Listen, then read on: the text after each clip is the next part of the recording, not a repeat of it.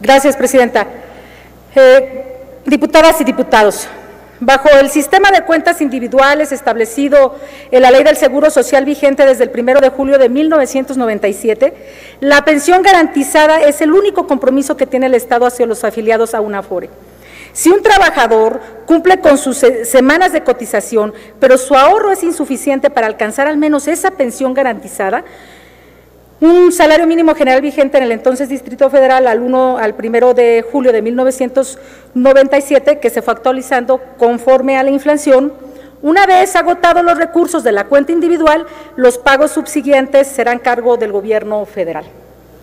En el artículo 170 de la Ley del Seguro Social presentada en el dictamen, se presenta una tabla en que la cuantía de la pensión garantizada depende del salario base de cotización, la edad y las semanas cotizadas. Las combinaciones dan 330 cuantías diferentes que van de 0.7 a 2.2 veces del salario mínimo. En la presentación de la iniciativa en una conferencia mañanera se afirmó que el promedio de estas cuantías es de 4,345, 1.2 veces el salario mínimo. ¿Qué tan representativo es este promedio? ¿Cuál es la estimación actuarial del costo, los beneficiarios y su distribución con este esquema? Nada dice el dictamen. No sabemos si es una mayor carga a la ampliación de la cobertura por la reducción del requisito de semanas de cotización o a través de esto se balancea el costo. Lo cierto es que con estas nuevas cuantías, unos asegurados van a recibir una mayor pensión garantizada, pero otros una menor respecto a la que se paga actualmente. Con las cuantías presentadas encontramos que a menor edad, menor número de semanas cotizadas, menor salario real de cotización, menor pensión garantizada y viceversa. Si comparamos algunos ejemplos de pensión garantizada con relación al valor mensual de pensión universal prevista por el artículo 4 constitucional, 1,275 pesos, y otorgados a través de programas sociales de este gobierno, encontramos que un trabajador con 65 años o más de edad, 20 años de cotización y salario base de cotización de 1.00 del salario a 1.99 UMA, alcanzaría una pensión garantizada de 2,809. La pensión universal representada el 45.4 de dicha pensión contributiva.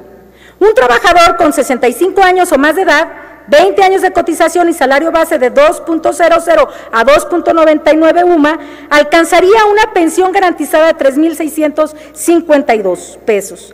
La pensión universal representa el 34.9 de dicha pensión contributiva. Un trabajador con 65 años o más de edad, 20 años de cotización y salario base de 3.0 a 3.99 UMA, alcanzaría una pensión garantizada de 4,495. La pensión universal representa el 28.4 de dicha pensión contributiva. Sin sustentar estas cuantías de la pensión garantizada, consideramos que distan de significar una pensión digna, por lo que en esta reserva sustentamos que en ningún caso el valor de la pensión garantizada se encuentre por debajo de un salario mínimo mensual, de la misma manera en que ningún trabajador puede ser dado de alta al IMSS con un salario cotizable inferior a un salario mínimo. Apoyar esta reserva verdaderamente dignificaría las pensiones y honraría el discurso de que se están mejorando las pensiones garantizadas. Ahora bien, es cierto, esto es consecuencia de los neoliberales, pero esta reforma es también una reforma neoliberal. Sin lugar a dudas, esta reforma es la continuidad de los gobiernos anteriores y que hoy esta mayoría de Morena, del PT y sus aliados hacen suya ratificando la continuidad de este proyecto. Ahora bien, ¿quiénes son los sinvergüenzas? Quien traiciona al pueblo es quien dice transformar el modelo económico como ustedes, pero que hoy lo mantienen aprobando este dictamen. En el PRD seguimos sosteniendo nuestra crítica. Por cierto, la esquizofrenia es de ustedes, que dicen sostener una propuesta de cambio, pero defienden todo lo contrario. Es cuanto, Presidenta.